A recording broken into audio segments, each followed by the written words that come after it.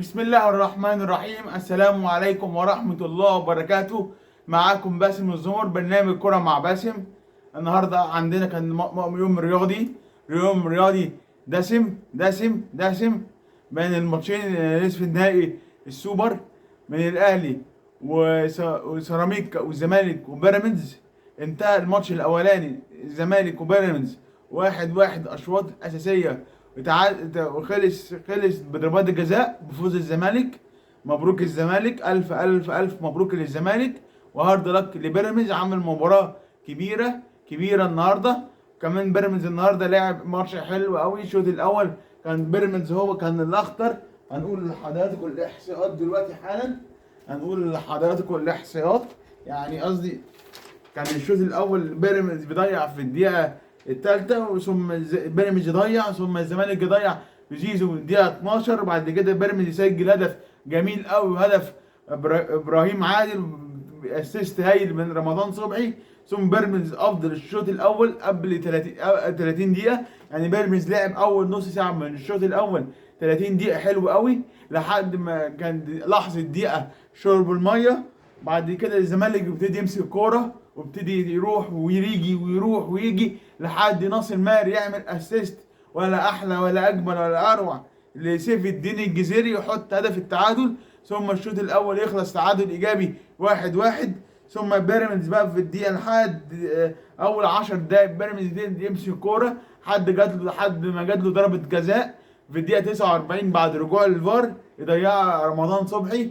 وبعد كده الزمالك يفضل يضيع الكوره الزمالك يفضل ماسك كوره لحد اخر دقيقه من اللقاء. بيراميدز يحط هدف الثاني، بس الفار قال لا. بعد كده وصلوا ضربات الجزاء، الزمالك قدر يفوز برضو بالكربون من جول مصطفى فتحي يضيع اخر ضربه، وزيزو يحط اخر ضربه زي كاس مصر عام 2023 من الاهلي والزمالك في النهائي، والاهلي كسب الزمالك 2-0. ساعتها قدر الزمالك يخسر نهائي الكاس برضه بالكربون، نفس السيناريو في الكاس سنة كاس مصر 2023 ان شاء الله تعالى. يلا بقى نبتدي بقى نشوف بيراميدز لعب ازاي والزمالك لعب ازاي، وكمان نحط التشكيل المتوقع بين الزمالك تشكيل الزمالك المتوقع امام الاهلي يوم الخميس باذن الله. هنشوف تعالى، بس الاول نحط الفريق الخسران الاول بيراميدز التشكيل وهنيه على لعبه وادائه المتميز.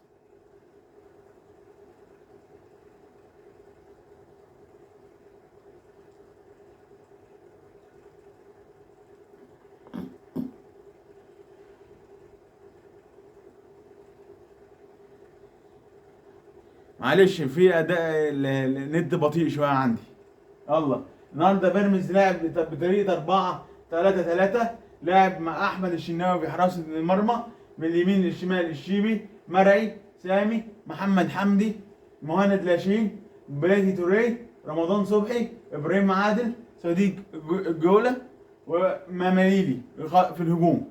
يعني النهارده الزمالك كان النهارده مفاجأة تامر بدوي. النهارده الكابتن تامر بدوي هيبدأ بصديق جوله وابراهيم عادل وماليلي. كان يقول يوسف اوباما ده تامر بدوي قبل الماتش، بس قال لا، طلع صديق جوله ناحية اليمين وابراهيم عادل وماليلي، ورمضان صبحي النهارده نمرة 10، وبلاتي توري ومهند لاشين.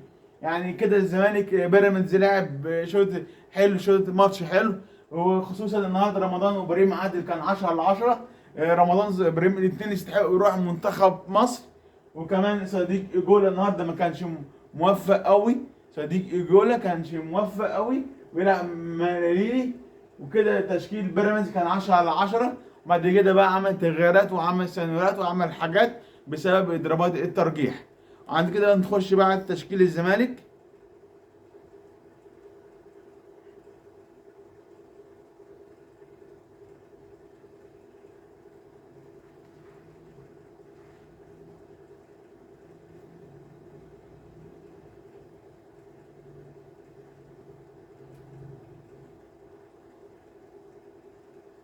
تشكيل الزمالك النهارده: عواد في حراسة المرمى مع محمد شحاتة، محمود بنتاتك، حسام عبد المجيد، المسلوسي، عمر زياد كمال، زيزو، ناصر ماهر، عبد الله السعيد، شلبي الجزيري. طريقة اللعب 4-1 4-1.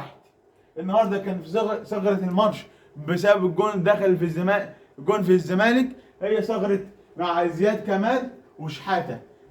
شحاتة مكان عمر جابر للإصابة، وزياد كمال مكان دونجا برضو للإصابة. الجون سبب دخل بسببهم. الجون دخل بسببهم، يعني الجون دخل على ابراهيم عادل لاعب رمضان صبحي. كان انا للاسف معيش حقوق البث اجيب الهدف، بس انا بقول لكم الهدف جه بسبب ثغره من زياد كمال وشحاته. عمل قوت الشيبي يلعبها، وبعد كده اداها ابراهيم عادل، خد اتنين، خد المسلوسي وعبد المجيد، وبعد كده بصيها رمضان صبحي. رمضان صبحي بصيها ابراهيم عادل، وابراهيم عادل حطها في الضيقه. ده جون عواد. ده كده ده غلط تشكيل الثغره من زياد كمال ومحمد شحاته. قال بقى عمر جابر بقى جاهز بقى الماتش ولا لا؟ هل عمر جابر جاهز الماتش الاهلي ولا لا؟ هل عمر جابر شد خفيف ويلحق الماتش الاهلي دونجا؟ لحد الان لا، بس عمر جابر لسه في كلام وهنقوله لحضراتكم دلوقتي. يعني في حراسه، يعني ده تشكيل الزمالك ماتش السوبر. هل عمر جابر جاهز؟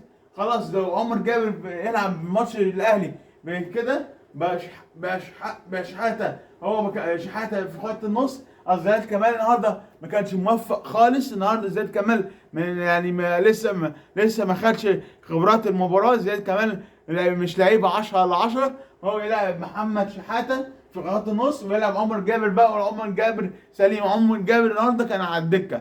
هل عمر جابر قادر يلعب ماتش الاهلي؟ ده كل يتمناه جمهور الزمالك، ويلعب عمر جابر هو في اليمين. ده الجمهور يتمناه. وبس كده خلصنا الزمالك وبيراميدز والتحليل المباراه. ان شاء الله بقى باذن الله يوم الخميس الزمالك والاهلي الساعه ما اقول لكم بعدين ان شاء الله. بالنسبه للزمالك بقى اخر حاجه للزمالك، قضيه ابو الفتوح خلاص يوم الثلاث. لحد دلوقتي في صلح، الله اعلم هيحصل ايه يوم الثلاث. محاكمه ابو الفتوح ده بالنسبه لجماهير نادي الزمالك والنادي الزمالك والشعب المصري كله مستني قضيه ابو الفتوح هيحصل فيها ايه، لعيب الزمالك ولاعيب منتخبنا الوطني ان شاء الله تعالى. يلا بقى نتكلم بقى على ماتش الاهلي وسيراميكا بس بعد فاصل. كان ماتش الاهلي وسيراميكا النهارده، فاز الاهلي 2-1 على سيراميكا كليوباترا. بس كان الاهلي النهارده سيء جدا جدا جدا. الاهلي لعب وحش خالص. ما فيش كوره النهارده. النهارده الاهلي وسيراميكا. نقول اول تشكيل سيراميكا لعب ازاي، ثم اقول لكم تشكيل الاهلي. وطريقه الاهلي كانت غريبه النهارده من ميرسال كولر. بس اقول لكم الاول حاجه الاحصائيات الماتش. الاهلي قدر يسجل في الدقيقه الاولى بهدف طاهر محمد طاهر، ثم الاهلي ضيع كوره في العارضه من امام عاشور في الدقيقه 14، ثم سيراميكا ضيع هجمه 22، ثم سيراميكا ضيع هجمه في الدقيقه 31، ثم سيراميكا ضيع في 44. بعد كده سيراميكا سجل في 45، سيراميكا يسجل في الدقيقه 47، ثم نهايه الشوط الاول تعادل ايجابي 1-1. ثم الشوط الثاني الاهلي سجل هدف في الدقيقه 53، ثم سيراميكا ضيع هجمه مثيره جدا في الدقيقه 93، ثم نهايه الفوز 2-1 الاهلي والزمالك في النهائي ان شاء الله تعالى. تعالوا لكم تشكيل سيراميكا لعب ازاي، بعد كده الاهلي لعب ازاي.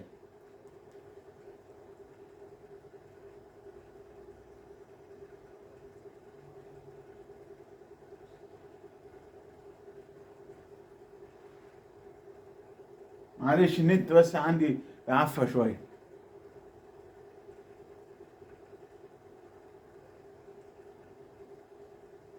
يوم الخميس ان شاء الله النهائي الاهلي والزمالك. يلا بقى تشكيل الزمالك النهارده لعب ازاي. لا سيراميكا لعب ازاي، لعب 4-3-3. التشكيل كان حلو النهارده سيراميكا. وسيراميكا برده من الفرق كانت مجتهده النهارده، بس طبعا ده النادي الاهلي ومحدش يقدر يقف قدام النادي الاهلي. في حراسه المرمى لعب 4-3-3. الكابتن ايمن رمادي. لاعب محمد بسام في حراسه المرمى.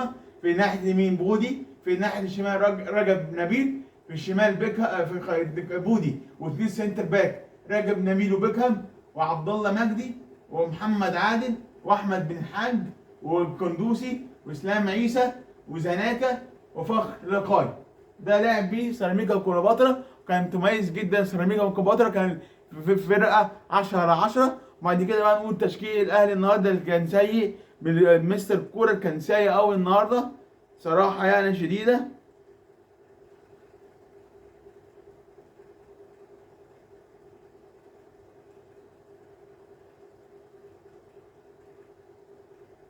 هو مستر كولر النهارده لعب على الورق 4-3-3، بس هي على اللعب 3-5-2. لعب شوبير في حراسه لعب شوبير في حراسه المرمى. لعب بثلاثه: رامي ربيع، ياسر ابراهيم، وفي وسطهم كريم نيفيد وعمر كمال واكرم توفيق ويحيى عطيه الله وقفشه وامام عاشور، واثنين قلبي، اثنين مهاجمين تاو وطاهر محمد طاهر. النهارده الخطه ما كانش حلوه. بعد كده بقى يعني لغايه لحد بقى الشوط، لحد الاهلي جاب جون في الدقيقه الاولى بهدف طاهر محمد طاهر. بعد كده سيراميكا بقى بتدي ماسك الكوره وابتدي ضاغط الاهلي، ضاغط من اول اكرم توفيق كده اكرم توفيق قفشه وامام النهارده الاثنين كانوا سيئين جدا. النهارده ياسر ابراهيم برضو عامل كرة مش حلوه، عمل كده كان المفروض يطوح كده على طول مره واحده، مش كده يعني كده مدافع الف ب يطوح قدام. ياسر ابراهيم هو اللي عامل الجون التعادل لسيراميكا كليوباترا. وبعد كده واكرم توفيق بس هو اللي كان ممتاز. ويحيى عطية الله كان حلو النهارده. وده ما يجيش تاني، كريم ده ما يجيش تاني الاهلي، حرام عليك. يعني الاهلي الصراحه ضيع لاعبين من عنده، ضيع ناصر ماهر. ده ناصر ماهر اتساب، ناصر ماهر من جمهور الاهلي غضبان عشان الاهلي ساب ناصر ماهر. ناصر ماهر ما يتسابش. ناصر ماهر من احسن لعيبه هو وكندوسي صراحه، احسن من كريم نيفيد. كريم نيفيد ده اسوأ لعيب جه النادي الاهلي وتاريخه كله ما عملش حاجه ومفروض يلعبش تاني الا كريم نيفيد. ده ملوش اي 30 لازمه. مروان عطيه احسن منه مليون مره. انا مش عارف وازاي ما تلعبش ازاي ابو علي. ازاي لازم تلعب مهاجم صريح، لازم تلعب مهاجم صريح. انت عندك ابو علي كان هداف الدوري الموسم اللي فات. ابو علي ما يقعدش دكه تاني يا كوره، لا ما ينفعش ابو علي يقعد تاني. النهارده ربنا ستر النهارده وفوزنا. انه لعبت كده بتشكيل الزمالك هتشيل 7-8 كده والله يا كوره. النادي المفروض النهارده تثبت تشكيلك بقى وتلعب بالتشكيل صح كده. نشوف اقول لك بقى التشكيل الصح ازاي.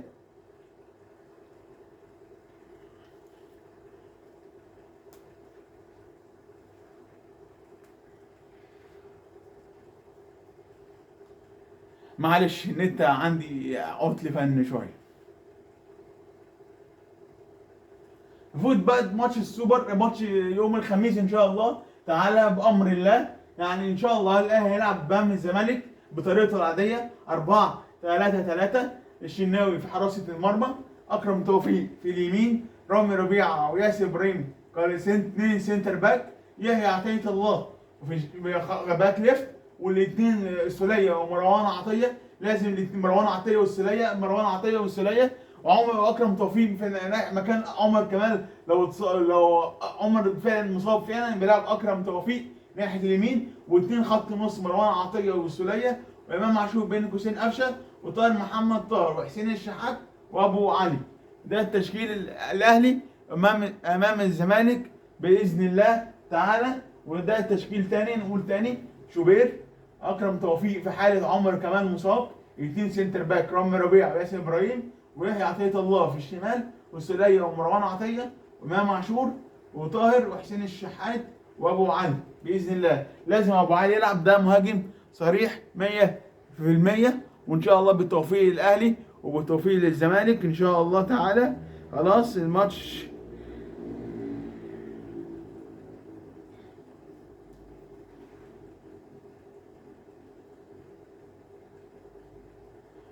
الماتش يوم الخميس الساعة 8 في الإمارات، ديربي القاهرة في أبو ظبي بإذن الله. بتوفيق الأهلي وبتوفيق الزمالك إن شاء الله نطلع ماتش أحلى ونشوف ماتش تاني أقل من شهر. الشهر اللي فات شفنا الأهلي والزمالك في السوبر الأفريقي. الشهر ده هنشوف الأهلي والزمالك بس في السوبر المحلي، كان في الرياض يتحول إلى نقل إلى أبو ظبي. وكمان الاهلي عايز يكسب ياخد البطوله ويفرح جماهيره ويصالح جماهيره عن الاقتصاد السوري الافريقي قبل الماتش العين الاماراتي يوم الثلاث باذن الله تعالى. وان شاء الله نشوف مباراه حلوه بامر الله. وكمان ان شاء الله بقى عندنا يوم الثلاث ماتش حلو ريال مدريد ودورتموند، ويوم الاربع برشلونه الباير في دوري ابطال اوروبا. هنشوف الماتشين دول قبل ماتش الاهلي والزمالك يوم الخميس. وان شاء الله بيراميدز وسيراميكا الثالث والرابع يوم الخميس الساعه 4 برضه باذن الله. وكل الجديد مع باسم الزمر برنامج كرة مع باسم. اشوفكم بقى باذن الله يوم الخميس بخير. وان شاء الله الكسبان نقول له مبروك والخسران نقول له هارد لك مع التحليل باسم الزمر برنامج كرة مع باسم. وكمان مفيش حاجه اسمها قلعه من احسن افضل قلعه رياضيه في مصر، ومفيش حاجه اسمها نادي القرن. نادي القرن هو النادي الاهلي بالاتحاد الافريقي والفيفا. ومفيش حاجه اسمها اكبر قلعه رياضيه في مصر، هي قلعه رياضيه واحده بس هي مصر. وان شاء الله هنشوف ماتش حلو، وان شاء الله هنشوف حاجات جميله. وكمان اخر حاجه قبل اختم مع حضراتكم، الناس كتير تقول لك رمضان صبحي يرجع الاهلي. اقول لك لا يا عم الحاج، رمضان صبحي مش هيرجع الاهلي ابدا ابدا ابدا. ليه؟ كان لو الاهلي مش نادي مبادئ كان يرجع التوأم حسام وابراهيم حسن من افضل مدربين منتخب مصر دلوقتي. وكمان حسام حسن هداف تاريخي لمنتخب مصر، عميد لاعبي العالم.